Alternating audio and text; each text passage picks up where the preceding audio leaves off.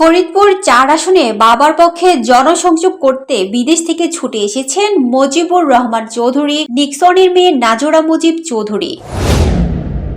কদিন আগে নিক্সন চৌধুরী তার মেয়ের রাজনীতিতে অভিষেক ঘোষণা করেন। এক সমাবেশে নিক্সন কন্যা বলেন, আমি বিদেশে থাকি, বাবার নির্বাচনের জন্য দেশে এসেছি। সত্যি কথা বলতে গত 10 বছর আমার বাবাকে আমার চেয়ে আপনারা বেশি সময় কাছে পেয়েছেন।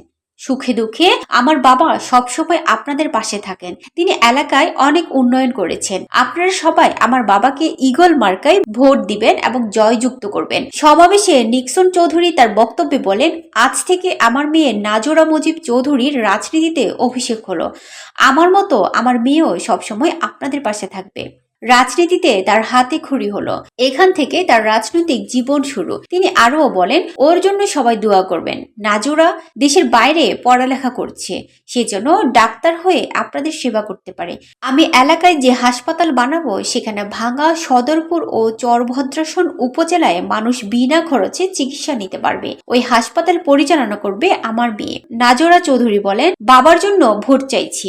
ভাঙ্গায় কোনো উন্নয়ন ছিল না। মানুষের উন্নয়ন না হলে দেশ এগিয়ে যেতে পারবে না। আমি 10 বছরে যা দেখেছি তা আগে ভাঙাই ছিল না।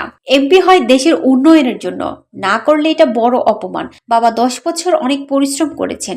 ঈদে আমরা বাবার জন্য অপেক্ষা করে বসে থাকি, কিন্তু বাবাকে পায় না। বাবা এখানে ঈদ করতে চলে আসেন, এটা আমরাও বুঝি। বাবা মানুষকে খুশি করতে আসে, পাশে থাকতে আসে, এটাই অনেক বড় ব্যাপার। তাকে অনেক কষ্ট করতে হয়েছে। এত কষ্ট হতো না যদি ভাঙা অবহেলিত না থাকতো।